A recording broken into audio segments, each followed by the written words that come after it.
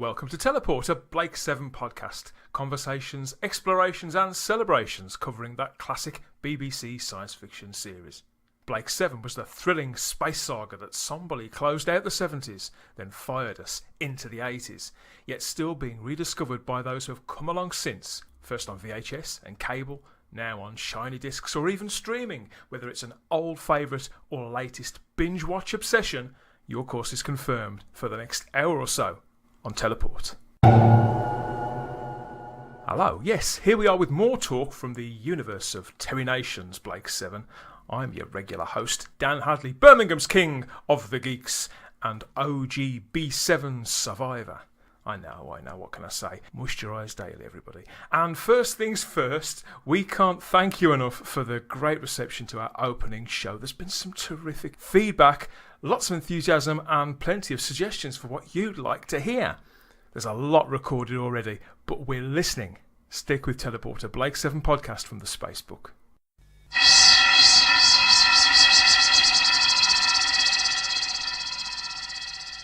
This time on the show, we're bringing things right up to date. Not only talking with audio technician and composer Lee Palmer, who's been inspired by the unmistakable sounds of the series to create his own soundscapes, but connecting with the most recent creative home of Avon, Tarrant, Dana and everybody else, to welcome a special guest from audio adventurers Big Finish Productions, the genial John Ainsworth, talking about the past, present and future of Blake 7 on audio. Get down, safe, and open the Soma for this one.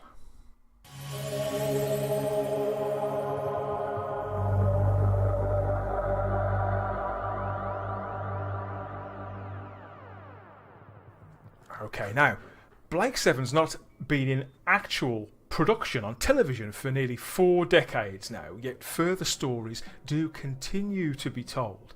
In fact, they've barely stopped. There's been something pretty much every decade, and in the last 10 years or so, that's positively exploded. Production company Big Finish have most recently been responsible for bringing dozens of brand new episodes to the fans out there, to the delight of all these, the hungry old guard, that certainly includes me, but playing a significant part, I feel anyway, in slowly sort of rejuvenating, replenishing the ranks of Blake 7 fandom with a new generation. And our guest this time is somebody who's been on the flight deck for the majority of that. So stepping out of the Teleport this fine summer's evening is writer, producer, director, actor and liberator of all our imaginations, certainly. John Ainsworth, welcome to the show. Hello, thank you for having me. I mean it. I mean, this is a beautiful evening, and you're indoors talking to us. There's one born every minute, isn't there, Lee? Yeah, so forgive. So, that'd be the most obvious place to start. It may be low-hanging fruit, but how long have you been a Blake 7 fan yourself? I mean, this must come from a place of love. Yes, I mean, I've always enjoyed the show. I did watched it from the beginning. I say sort of because when Blake 7 was first shown, it was on Monday evenings. And that same year that it started, I was 13. And my mother had signed me up for judo lessons on Monday evenings. Okay.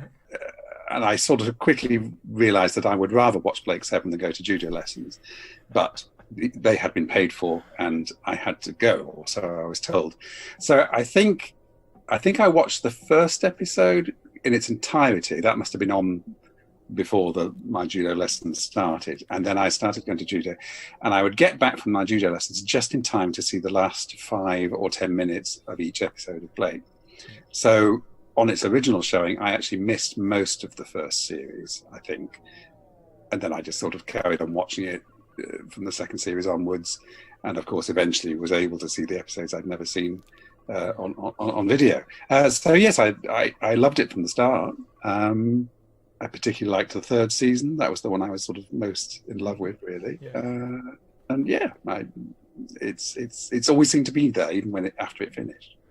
And it did speak to children, even though it wasn't a children's show, did it? It had that feel about it where it had all the trappings of science fiction to sort of pull us in and make us feel like we were in that comfortable space, particularly when it looked a little bit like other shows we may watch, naming no names. I'm sure we'll name that show again later on. But it did have all those familiar beats and familiar sounds and things, but the topics and the stories and the relationships were, by their very nature, deeper and more complicated, weren't they? And I think that, particularly at that age when you're entering into your teens, it sort of opens up what stories can be, what science fiction can be too. Have you always been a science fiction fan generally? I suppose so. I mean, it did start with the show you haven't named, which is Doctor Who, of course. And I mean, I watched that from, well, before I can remember. Some of my earliest memories of Doctor Who, and I think from that I sort of developed an interest in other science. I mean, I watched Star Trek when that was shown in the early 70s and things like that. But you're right, what you were saying there. I mean, because of the age I was, I think, and I'm sure this is true of a lot of people, having watched Doctor Who, Blake Seven felt like a sort of an evolution, a slight sort of growing up from Doctor Who. It looked very much the same in the sense that it was, mainly studio-based BBC TV production, so it had a familiarity in that sense. But it felt far less safe than Doctor Who in a way, and less humorous, I suppose, compared to what was the equivalent of Doctor Who at the time. You didn't know if people were going to survive. Particularly, when Gan gets killed off in the second series, which of course we had no idea about. There was nothing like spoilers; just didn't really happen then. You had what was in the Radio Times, and that was it. So Gan getting killed was quite a sort of, oh my goodness, they've killed off one of the main characters, and you realise they could do that with everyone. So it did feel like this was grown-up science fiction, or more grown-up than Doctor Who. So it felt like I was growing up with it, and this was a series that suited me. Would you say that the Blake Seven was a particularly groundbreaking series in the fact that we had such an anti-hero, really for the first time that I can think of, that seemed to sort of spark a whole generation of other science fiction genres, shows like that, with the main sort of villain, the kind of hero, the anti-hero, taking the lead in where people were not safe and where people could cark it at any moment. Yeah, although when you say anti-hero, I assume you're referring to Avon rather than Blake. Yeah. I mean, I think that's interesting in that Avon becoming the lead it sort of happened by accident because Gareth Thomas left the series. Avon, probably would not have been the immediate choice to lead that series, but it sort of evolved that way. And as a result of that, it became more interesting, I think. I mean, having said that, I mean, Blake, although more seemingly a good guy, he obviously was prepared to kill people, and there may well have been civilian deaths caused by him. That's how I've always felt, John, that the evolution of the show, whoever took the lead, it was always heading in that direction. Largely because of incidents like Gan's death, there were very much sort of key points like that. It was taking it on that trajectory. I think the expression they would use now is safety not guaranteed. And that's probably the difference between children's TV and adults' telly at its most sort of base. Definitely, yes. Safety not guaranteed, I think, definitely describes Blake Seven. And I do, and I think that made it an interesting show, all the characters had failings, if you like. Even Blake, his idealism became sort of blinded him. You could go through them all and they're quite sort of complex, interesting characters, and why do they all stay together, that sort of thing. Thrown together in sort of semi-suspicious hatred. Yes, no one feels totally safe. One of the things that struck me about it as a child that made it feel sort of bigger and a bit more exotic, I think, was the fact that it was often billed on things, on annuals, what little Blake Seven merchandise we did get. It was Terry Nation's Blake Seven. Those things, it was like the Jerry Anderson thing, wasn't it? It was never removed. We knew who was responsible for this. It was the sort of godfather of it all. And I suppose you could say that you are the latest sort of custodian and showrunner and inheritor of that mantle. You took over the Blake Seven range for Big Finish around 2015, 2016, wasn't it, from Cavan Scott? Yes, that sounds about right. Yes, I almost immediately I took over was when unfortunately Gareth Thomas passed away. So that will date it as well. Up until that point, Big Finish had steadily been rolling out audiobook style stories, hadn't they? It's the Liberator Chronicles, which was sort of 2 or 3 hand plays done in the sort of audiobook style, and then stepped into those full cast productions with that huge blockbuster Warship production. I mean, which is excellent. I pulled the trigger on that in record time. I'd been picking away at the others, you know, and but with that they know exactly what we wanted. That was the one that, for anybody who hasn't heard it, that's the one that joins the gap, it fills in the blanks between Series B and Series C. Had you followed the range up till then as a fan, and obviously as somebody who was working at Big Finish, and when the position became available, was it one that you sought, or did it come to you? I'd certainly listened to some of the Blake Sevens. I certainly listened to Warship, which I was extremely impressed with, because it did what I felt Blake Seven on audio should be doing, which was making it feel like this was a TV episode you hadn't seen. And I think Warship does that extremely well. You know, I think it completely fits in that gap and shows you what you sort of imagine must have happened and more besides, you know. So I think it's excellent. I can't say I actually sought Blake. I mean, I suppose I didn't even really know the position was available. Cav had decided he was going to move on, I think. So I think I got a call from Nick Briggs, who's Big Finish Supremo, and basically telling me the position was free. He knew I liked Blake Seven very much, and you know, was very familiar with it. So I think he thought I was a good fit for it. And I, after a little bit of thought, eventually said yes, basically. So, yeah. From a listener's point of view, from a fan, obviously, we're delighted to see these things happening, John. And I don't know about how you feel about this, Lee, but you could understand why, after all that time, and even though Blake Seven was proven that people sort of did want more of it, you could understand why they were being tentative with the format and not going all in right away. Did you pick up any of those early ones as well, Lee? No. My reignited interest in Blake Seven came about very recently, actually. It came up in conversation, and I remembered it very vividly, even back then. And I went off and investigated it, and came across a copy of Blake Seven. And I watched it, and I couldn't stop watching it. I ended up watching all 4 seasons or series in the matter of a couple of weeks. Did you get interrupted to go and do any judo practice or anything? No, you got to watch them straight. I was too busy watching Avon and the crew running about. No, it was a delight, and because it was something that I had such a fond memory of, but had, you know, cause me being a sort of Whovian types, it sort of fell by the wayside. It fell out of sort of public consciousness, really, at least in my sphere. But it certainly came back with like a brick through the face. It was really, really intense, because it is an intense show, and it really does take you on a whirlwind of craziness. And it's a slow one, actually, because from the first couple of episodes, you're not quite sure how things are going to develop. And then catching on the story with the 3rd episode, Brian Blessed, Sing This Alpha, that's the one. That really sort of kicked it off. And it was Villa and the interplay with Villa and Avon, and later Aurak, which just always so well crafted. The scripting was exquisite, and I found that I just couldn't look away. I just wanted more.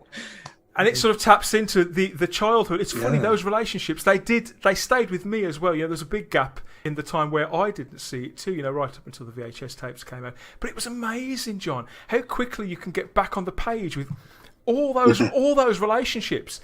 And so for yourself, or anybody else who's written for the Blake Seven brand at Big Finish before your time and since, it must be like reacquainting yourself with old friends, and this medium itself, it's kind of perfect for that. I don't know if Blake Seven was what you'd call dialogue heavy, but I think people would quote they still quote it now, but you would quote it at the time. You would remember when, I think it's quite Shakespearean, particularly in places. I suppose really, it is Shakespearean. Yeah, it's very. It has got a heightened dialogue, and and the interaction between the regular characters is an absolute core part of its appeal, I think. So, and obviously you can recreate that on audio very easily. So I remember Mark Wright, who's written quite a few of the Blake 7 episodes for me and before. He said, scenes on the flight deck between the regular cast write themselves. He said you could just let them go on forever, because he said it's so easy for them to interact. You just know what they're going to say, and he loves writing. As if he's channeling them in some way. Well, yes, I think, but when you've watched it and, and remembered it well, it didn't feel like I had to sort of rush off and do some research, to get this right.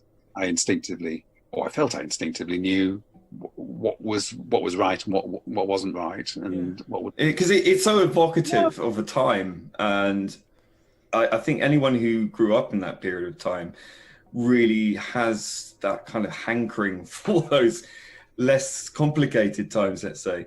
And I find that that's something that really appealed to me, and it does harken back to a sort of feeling of safety and Saturday nights in with your parents. And yeah, I mean, I've only sort of just recently got into the Blake 7 audios through my friend Svi Lebetkin, who's the rabbi from another planet. He does a YouTube channel, and he got me into. We did a review of The Spores of War, which was my first introduction.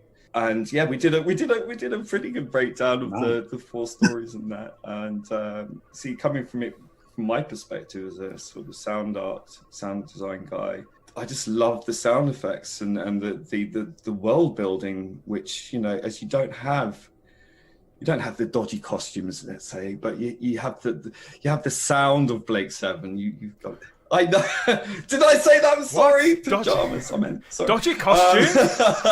No, we love that. Come on, we know it's a kitsch. I mean, it's all its time. But yeah, I just found that was very, very carefully, incredibly well crafted sound design there by, is it Nigel Fairs and Luke? Nigel. I can't remember who actually did the Spoils of War ones, but Nigel Fairs has certainly done a lot of them. Luke Pietnik has done quite a few. Simon Power has done a lot. David Rucroft. I'm trying to think if I've missed anyone out. Hall of Fame. The interesting thing about the sounds is that the sounds of the things like the teleport and the guns that were from the TV series, we couldn't actually use the original sound effects. It's part of a sort of a legal contract thing, because contract with Big Finish had to make Blake 7 was with Terry Nation's estate rather than with the BBC, if that makes sense. So unlike with Doctor Who, we had to recreate all those sounds. So Alistair Locke, who plays Aurak and Zen, who's also a very talented sound designer and composer, he recreated those sound effects as closely as possible. So the teleport sound and I suppose all Aurak sounds. These are the kind of things that fans do. But the fact that you had to... Because I'll tell you something, John, I don't think anybody would mind me saying this. Out here in fan land, there's some confusion about who actually owns the rights to Blake 7, where it begins and where it ends, what's part of the BBC and what's part of the Terry Nation estate. Yeah. And I won't put you on the spot with that, don't worry. Well, I don't mind explaining. It took me a while to actually work it out. Very good of you if you would, yeah. This also links into why we've never done Series 4 stuff as well.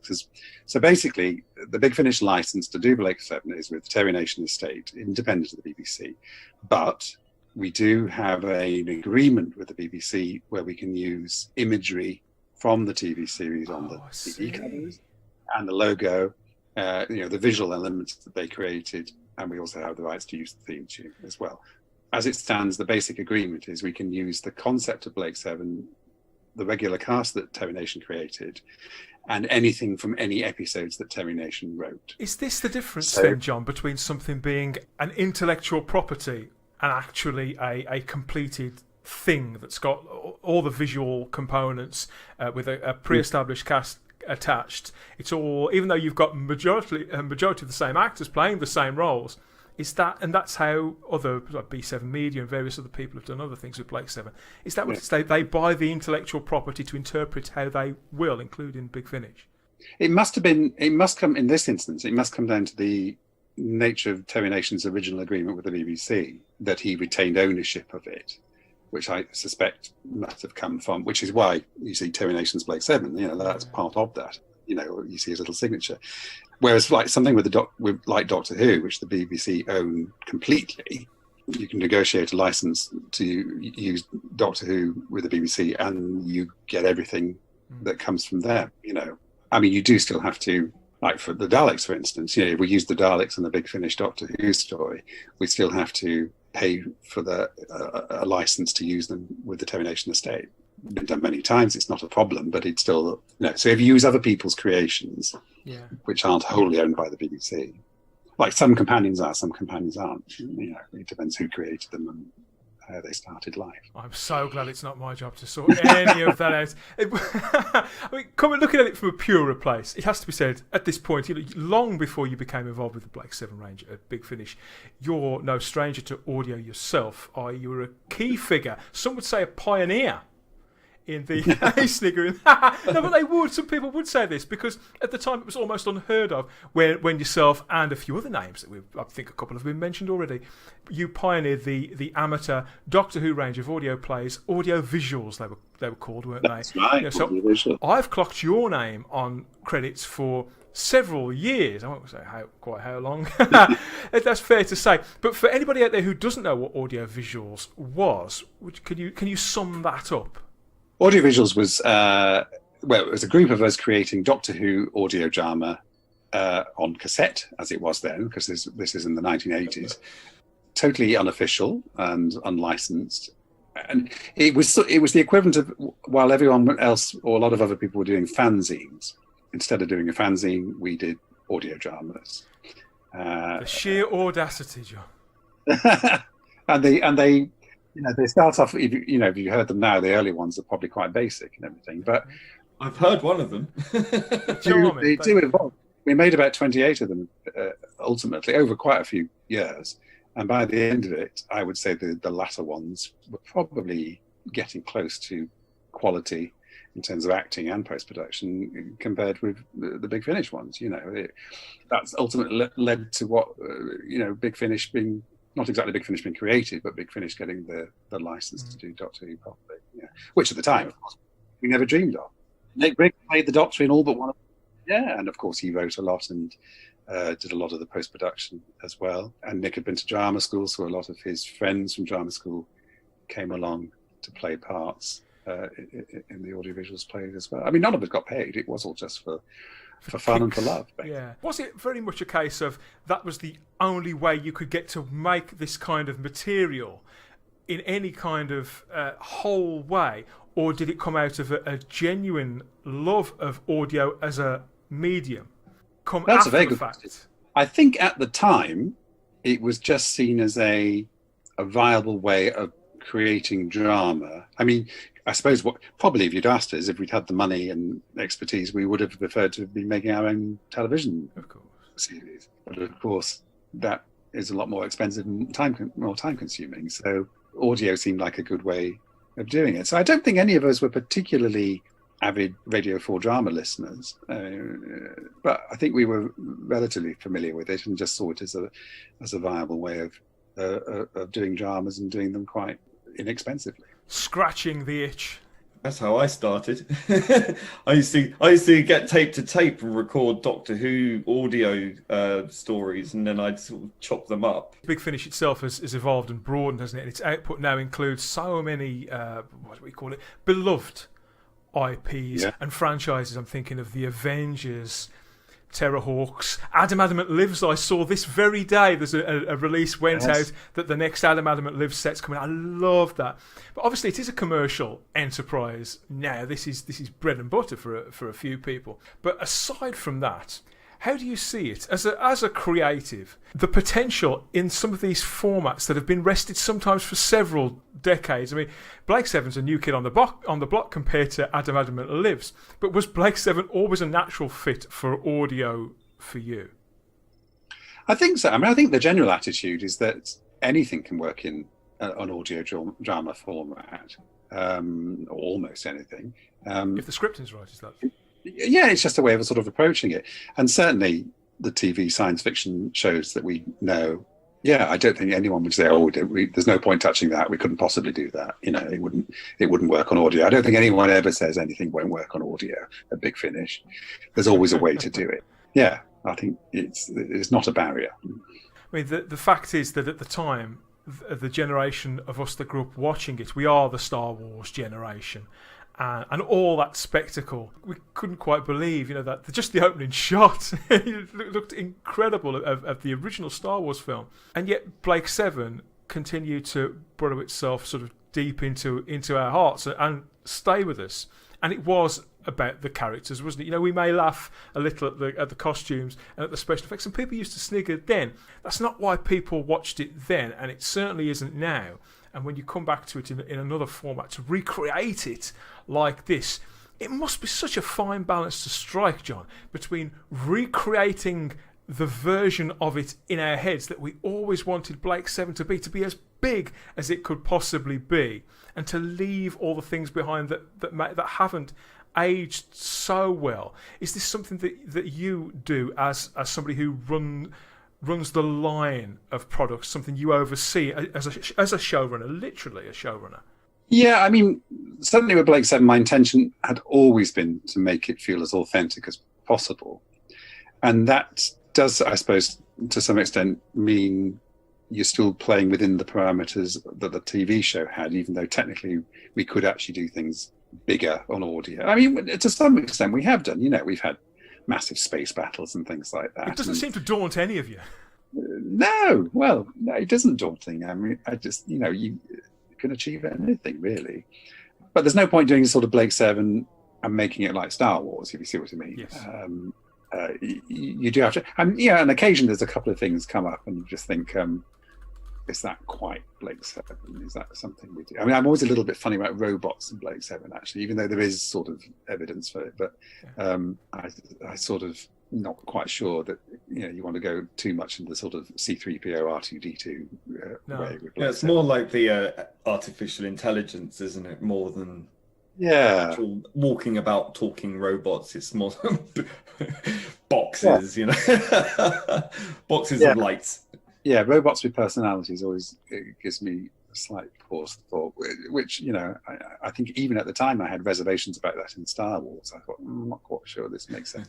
Armies of marauding robots, that just isn't Blake 7, is it? If you're going to create a band of marauders, you would want them to be pretty much flesh and blood for the most part. Although flesh and blood. There was talk, wasn't there, of when Terry Nation, I don't know if this is just urban legend or if it was true, but there was allegedly plans to put the Daleks in Blake 7, but it didn't happen.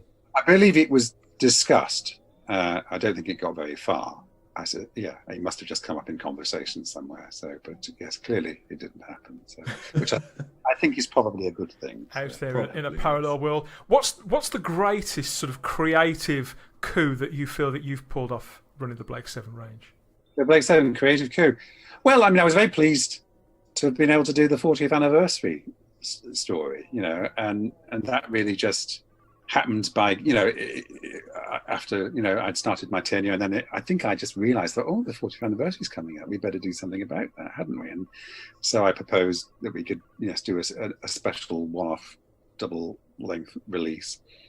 And the idea with that, the goal was to get as many of the living cast as we could into it. And with two exceptions, we succeeded. We got everybody, basically. And this was called The Way Ahead, wasn't it? It was quite a lavish affair. Yes. It was sort of straddling apart from the fourth series, which you said you can't cover, but it sort of seemed to straddle the first 3 years so beautifully and have something to say about the entire time and really encapsulate the general appeal of the show somehow. Did that? Yeah. That must have taken some work. You approached it from a different place rather than being episodic. You're right, it was slightly. I actually I think I was probably thinking, I want someone who's not listened to any of the other Blake 7 audios to be able to pick this up and just enjoy it for itself. And we did try and, even though we couldn't really use season 4 and Sulin being the main character, but we still managed to get Glynis Barber into it to play another character and had this framing sequence around it, which was set in in the future, after the end of the TV series. So that was a way of sort of encapsulating. This is what I love about Big Finish, though. You anticipate. I'm not just blowing smoke. You seem to know what the listeners want to hear. And even if it is something like that, which is very, very nerdy, and which other places, other production people, other creatives would never indulge that in a million years, you give us what we want. Fair means or foul. And obviously Glynis Barber must have been well up for being involved in whatever capacity, which makes it even better. Yeah, she was keen. Yeah.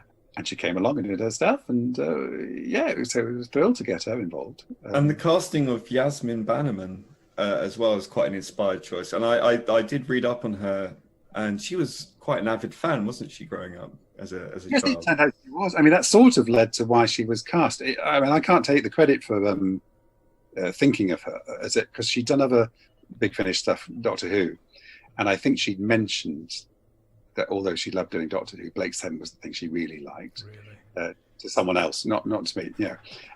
So at the point I took over from Cav Scott, I think it was already being suggested that Yasmin would be a good candidate. Great candidate. and I sort of ultimately agreed, and that sort of played in, because I was very keen, going back to what I was saying about making it authentic, and they'd already done the series without Dana because Gisette Simon, for whatever reason, doesn't really want to recreate Dana. She doesn't want to come back to it. That made doing the season 3 set stories quite tricky, and they'd managed to do one where they were looking for Dana, but obviously that wasn't really sustainable. So I was very keen that we should have Dana, and I felt it was okay to recast her because everybody knew that Gisette had chosen not to do it. It wasn't right that we were excluding her or anything like that. I think that's a huge part in why it's the decision. And yes. Yasmin has charmed the audience, because we do every one of these characters. I mean, particularly Dana, who she's in half of it. There's love for every single one of them, and what Yasmin seems to do is to tune in just enough to what Josette did with the character. She won me over. She won me over right away. It was so easy, and Dana's one of my favourite characters from the original series growing up. She slipped into that role, and she was like straight into the middle of chaos. I believe it was like lots of things going on, and she was there taking command. And she was always quite a ballsy character, I think, and she nailed that, I think. Yeah, I mean, and I think the first episode, I think it was called Liberation. I think in the Spoils of War, and that was quite deliberately. I'd asked for that to be a sort of Dana-centric episode, so we could sort of give Yasmin a good chance to sort of bet herself in, prove that she's Dana, basically, and also we set that. I mean, that episode takes place just after Power Play, because it always seemed to me on TV that as soon as they joined Taryn and Dana, by the next episode, it was almost like they'd been there for a long. yeah. Which possibly had, so we could assume maybe there's quite a big gap of time. And I thought, well, let's have another episode in between those, which sort of shows them getting a bit more used to life on the Liberator and being with each other and that sort of thing. So that's what that episode was for. And I think Yasmin has been brilliant. There are lots of little pockets like that to play in Blake 7, aren't there? Yes. Well, yeah. And I ended up playing with making a small pocket a very big pocket eventually. Well, yeah. What has the reaction been like from the fan base? Because we're both big fans of what she's done. I mean, what's the feedback been like that you've got? What, specifically about Dana, about Yasmin? Yes, I mean, I would say everyone has embraced her and said she really sort of captures Dana's spirit. I don't think I've heard anyone say anything negative about it, which is great. I think it does. I think there was a sort of willingness to accept her, knowing that it was Gisette's choice not to come back. And the moving from single stories into the box sets as well represented another evolution, didn't it? Not only in if you schedule these box sets sometimes a year or 18 months in advance, you say you're going to get part 1 then, part 2 then, and people can't cherry pick quite so much. There's a commitment to yes. buy. It's a call to action, as we say. I do that with my customers. Yes. You create a call to action, don't you? And if you own this one, you're going to need the next one, and you'll certainly need the last one. Plateau of desire. Yeah, exactly. So, how did that evolve? The initiative, the publishing initiative, to move away from those standalone stories into the box sets. Well, I think that was actually a Big Finish wide thing rather than specifically Big Seven, because I think they've been doing the Paul McGann box sets and things like that. I wondered, you see, because that came with the consistency with the characters, like you say, with such as Paul McGann and their cast. Once you had recast Dana, you could play in all these little corners and create your own season and not be bound by who you couldn't get. That's what I was wondering about, but obviously not. I'm completely wrong. Well, I think I took. I mean, I was sort of told that we need to do. I mean, Spoils of War is a box set, but the episodes are very much. They're not necessarily consecutive in that one. Yeah. I mean, I was a little thematically similar, aren't they? Spoils of War was a bit because, as I mentioned earlier, I joined as producer, and Cav had already made quite a few plans for several. I think 3 lots of shows, most of which involved Gareth Thomas. You know, because of course he had been coming back to play Blake, but as I say, as I became producer, unfortunately Gareth passed away. So suddenly I was left with plans that just couldn't be fulfilled anymore, really. Because there was even talk, you know, we were talking about recasting Gan as well at that point as well, for much the same reason as we were going to recast Dana. But anyway, given that Gareth had passed away, and we certainly weren't going to recast Blake, my immediate thought was, right, we just need to focus on season 3, because that is the one that we can just by recasting Dana, we can have a complete cast of the season 3. So Spoils of War was a little bit of quick, we've got to do something, I've got to change all the plans that Cav had, but we need to get something out. So I think one of the episodes, the Servalan episode in the Spoils of War, was actually originally planned as a season 2 episode, I think, and I got George Mann, who wrote it, to adapt it to the season, which wasn't too difficult, which is why he did it. But then, having got that one now, I thought, right, now I can plan ahead a bit more. And because I knew I had the box sets, I thought, well, if we did 3 box sets, which is 4 episodes in each, we've almost got a full TV series.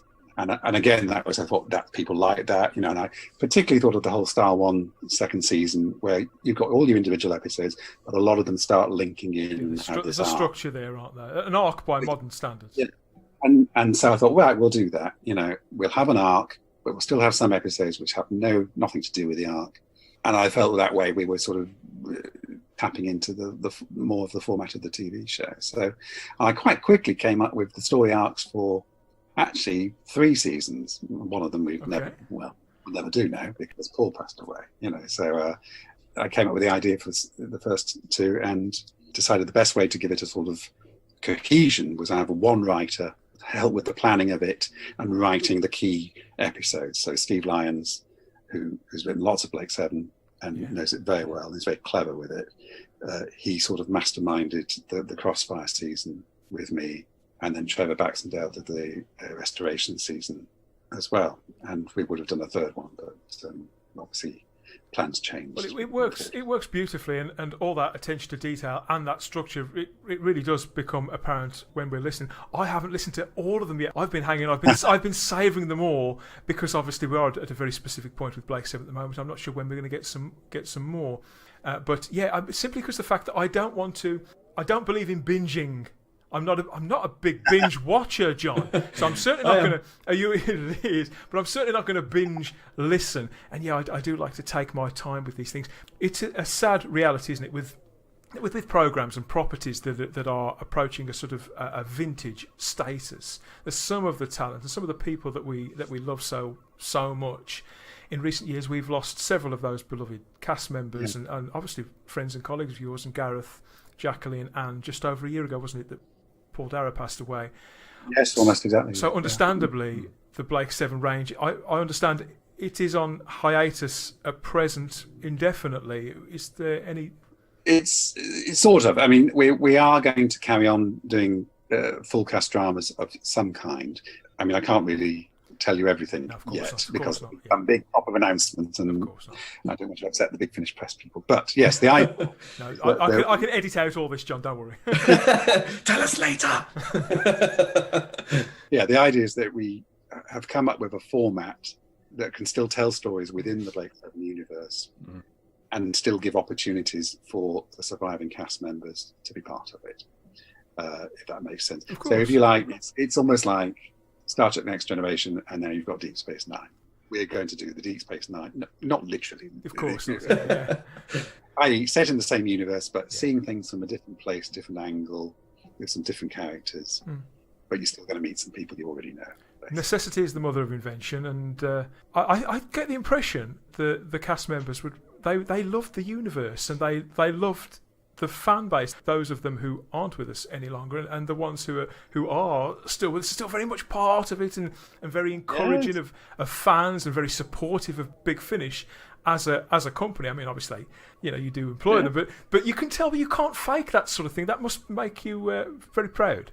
Oh, there's definitely yes, it was definitely a very much a sort of family feel to the whole thing, and when we did come to the end, we came to record the final episode of the Restoration series, which was effectively the. I mean, everyone knew that there probably would be some kind of a future, but in terms of recreating the TV show, I remember Yasmin on the final day. She said, "Is this the end, John?" And I said, "Yeah, I'm afraid it is, really." And Jan Chappell was quite upset as well, and so it was quite emotional. I mean, we sort of, and of course, we had to record the final 4 episodes without Paul. They were recorded after he passed away, so that was quite an emotional experience as well. Because of course he was still being talked about, Avon's still being talked about, so it was a slightly strange experience. But I think there's a lot of love there, and the fans are just amazing. I mean, last year there was a little convention in Oxfordshire, I think it was, which was to particularly to commemorate Jacqueline Pearce's life, and they were planning a similar event this year, which of course has had to be for Paul Darrow, and they've had to postpone that because of the pandemic. Small convention, compared to some of the bigger Doctor Who ones I've been to, but it was just full of people who were just so lovely and so appreciative of everything that's been done in the past and what I'm doing with Big Finish now. Yeah, it was a lot of love. On Twitter as well, wasn't there? Very recently, there was a bit of a Cygnus Alpha sort of... Yeah, I think I did an interview for that as well, actually. Yes. I watched about half. I meant because it was all day. So I managed to do half the day. And I've still got some more. Live Aid for Blake 7 fans. I've got the people behind that coming in as well. They're coming to talk to me about it too. Yeah, because it is a very tight community, isn't it? This isn't the Star Trek fan base. It's not even the Doctor Who fan base. It's a collective of people. And although new blood does come in, I think the affection is for the actors and the people as well as the characters. It runs parallel, and of course for yourselves, these were personal losses that we would none of us would ever trivialise in any way. The people who you had in your lives, but we all I think all collectively have been mourning for the last year. A lot longer in Jacqueline Pearce's case and everybody else. It does feel like a watershed, and that it seems very respectful and only right that this distance has been sort of taken. And I mean, I can only say that I think you've handled it all with great tastes and sensitivity, and it's knowing when to stop is half of the job with something like this. Yes, inevitably. I mean, I just don't think. I mean, this is what I said to the cast, and they all agreed as well. You once both Gareth and Paul had left us, you just couldn't do it, really. Or not for any long period of time, in terms of recreating the TV show, and also it would just feel a bit odd. And we did the last 4 episodes because we had to finish that particular story, and I think everyone understood that, and I would like to think we did it quite carefully and cleverly, even to make sure Avon's character was still involved in it. And Paul Darrow was a writer as well, wasn't he? So he would have. Paul wrote an episode. Yes, he wrote an episode which you may or may not have got to in your. No, I haven't actually. Yeah. I will get there. I will.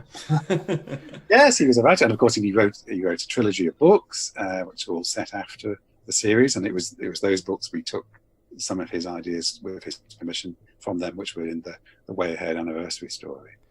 But yes, he knew he had very firm ideas about it, which sometimes was a bit difficult, because he was like, he told this story to me, which he told me that when in season 3, Stephen Pacey and Josette Simon joined, and at the end of Power Play, Avon puts their voices into Zen and says, obey their orders from now on. And he turned to David Maloney, who's the TV producer, and said, but Avon wouldn't do that. He wouldn't let. And David Maloney turned around and said, well, if you don't, we haven't got a series. Paul told me this, and I said, yes, Paul, and I'm now standing in David Maloney's shoes, and so I have to have this. Avon wouldn't do that, and I said, well, if he doesn't. They were quite known for that, though, weren't they, on set? Because I do remember there was a case, I think Jan Chappell had to find a babysitter because they were due to do some late night filming, and she didn't have a babysitter. And they refused. I think they all sort of got together, and Gareth was in charge. He was the ringleader. He says, we're not doing any more shooting until you get this woman a babysitter. And they went, well, we have to do it. We went, don't care. And they had to get her a babysitter at midnight or something. Quite right. Yeah. So they're obviously quite a tight-knit bunch. Yes, I think so. And they're all very different, and they all care for each other, and which is lovely, really. So I don't think you get that with every TV show. Probably not. My next question was going to be about plans going forward, and had you any bold ideas about what you wanted to do with it? But it does sound like you've got an idea, you've got a format. But I think we were speaking earlier on about what differentiates Blake 7 maybe from other science fiction, and the fact you wouldn't get the armies of stampeding robots, and you would get this other thing.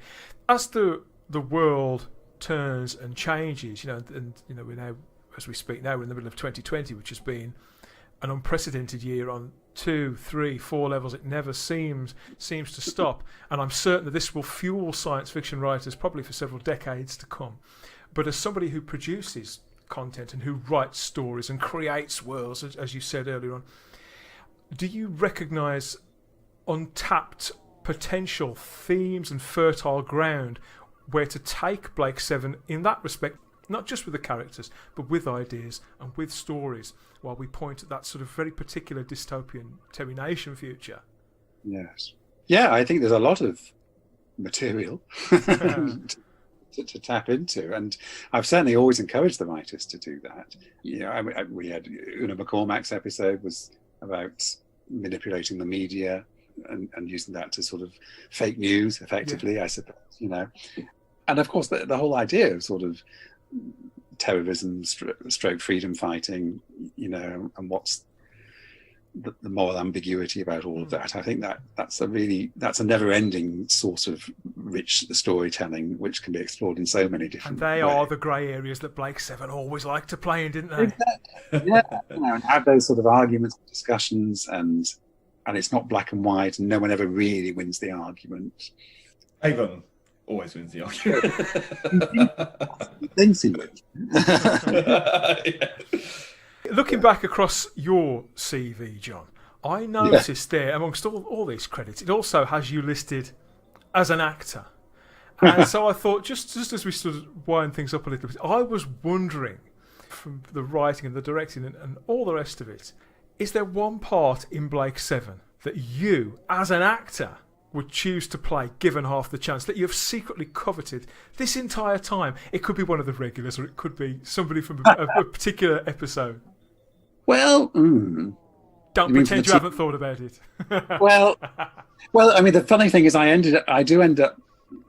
played most of the characters, even though you never hear it, because sometimes when an actor's not present for another actor, so Paul Dower recorded all his lines separately, so I've played Avon in almost all the episodes. How does that feel? Slightly odd. I mean, it's quite fun, of course, because you're interacting with the other cast members, but then I also think, did you do the voice? To some extent, yes. You have to. But then, of course, you think, it just pales compared to what Paul would do. No one can fill those shoes. No, exactly. No one. So you have some fun with it. And I played Servalan, and I think the character, if someone say, all right, recast, I think the character I would like to play and think I probably could do is actually the President, which is in the audio is played by Hugh Fraser, who is very calm and cool. Statesman, but quite nasty. Yeah. So I really like the way Hugh does it, and I like the character as well. So I'd go for that. But there's something Freudian to say about that, I think, Lee. We'll gloss Run away. we'll gloss over that one. Blake Seven unarguably still lives on due to the work of yourself and your colleagues. The format and the myth of it just seems too strong and too affecting on all these different levels to disappear for too long, forever. But putting the fanboy's cap back on for a final thought, John, we ask this of all our guests. Should Blake Seven return to the screen? And what would you prefer as a viewer? As you know, I mean, you may boycott it, I don't know. But what would you prefer? A regular episodic show, as was the tradition, or something event-like and a bit HBO or Netflix, where it would come at you and be there for 5 to 10 hours and hit you in the face and then leave you wanting, or maybe even a big-budget movie? What's your gut instinct saying today? I would go for series, actually, and the reason I think that's better is because you get much more chance to, especially in a thing like Blake Seven, where the cast is quite big. So you need a chance for everyone to have their episode or moment, and to explore those relationships and how they evolve. To be true to what people liked in the and then you could also have those sort of quite. I always think it's interesting, you know, when once Star Trek started making movies, Star Trek movies had to live up to become action movies, really. You know, there's Star Trek TV episodes. There's loads of episodes where it's very quiet, very sort of dialogue. You know, it's not all about fighting. Soft focus and considered words. You know, and you couldn't do that in a movie. If you did a Star Trek movie, which was just a sort of a human drama all set on the Enterprise, I think there'd be some disappointment around. You know, so I sort of feel like sometimes the format can sort of limit what you can do with a series and characters. So I liked the idea that, you know, you get different types of dramas and a chance for all the characters to be explored, basically. That's my line. And we know as well from the Radio Times recently did a poll, didn't they? They had which classic series would you like to see back on BBC One, and it was the final two were Blake Seven and classic Doctor Who. So there is a thirst for it. There it is. It's there. Okay. Yeah, I mean, I'm amazed it hasn't been done. I mean, I know there's been various efforts to make it happen, but it does seem surprising, especially these days where there's lots of remakes or relaunches of things, and you know, and Star Trek keeps reinventing itself every 10 years. And Blake Seven would seem to be rich for that. You know, I don't think there's anything really stopping the BBC. Why do you think that is? I mean, is it a cultural thing? Is it because I mean, obviously, people are still thinking about it. If it's topping polls and people are still talking about it. But you know, weirdly, I think it's probably the same thing that happened with Doctor Who, in that I think a lot of people's perceptions, maybe people actually working for TV companies, have this perception that Blake Seven is this old, slightly creaky, silly, creaky TV. And I think there were people who thought that about Doctor Who, and it took someone like Russell T Davies, who already had quite a lot of clout, so people had to listen to him. He had the imagination to be able to reinvent it in such a way that it would still be true to the old series, but have an appeal to a modern audience. I think exactly the same could happen with Blake Seven. Well, you might be the person. I think the same type as Russell T Davies, unfortunately, you know. But I think that's what it needs. It needs someone like Russell to champion it, I think. Well, if there is a Russell T Davies who's listening to this podcast, do get on with it. Crack on. Yes, because again, from the fan side of the fence, this is a conversation that we have in our little Facebook groups and on Twitter and all the rest of it. We have this quite a lot, you know. Why don't Big Finish go into making telly? And Blake Seven would be the ideal format, wouldn't it? You know, it would, but it's a lot more money. Of course, it's a big leap. Who knows? Oh, maybe one day if we keep our fingers crossed, Lee. What do you think? We best not put him on the spot too much about that. John, it's been great to speak to you today. Thank you so much for your time, and you're still smiling. So, and the sun's still shining. So if you've got a barbecue, a socially distanced barbecue, of course, to get to, then we got away with it. We quite understand. Have you got any links to other projects you'd care to whisper in our ears for us to drop on your behalf? What's coming next for John Ainsworth? Oh gosh. Well, Well, Doctor Who carries on. I mean, it's just go to bigfinish.com and you'll find everything I've ever done. And it's all the Big Sevens still available. Still available as downloads. So go and check them out. But yes, and new Blake Seven-ish drama coming next year. That's all I'll say. Super that's duper. exciting. We keenly, I mean, I'm still picking my way through the rest of it, but we keenly await anything with the Blake Seven logo on it, any medium from Big Finish Beats in print or in the ears, and maybe you can come back and tell us some more about that a little bit later on when you're at liberty. That would be brilliant, John. I'd be delighted to, yes. But for now, thanks again, John Ainsworth. Stay down and stay safe. Thank you.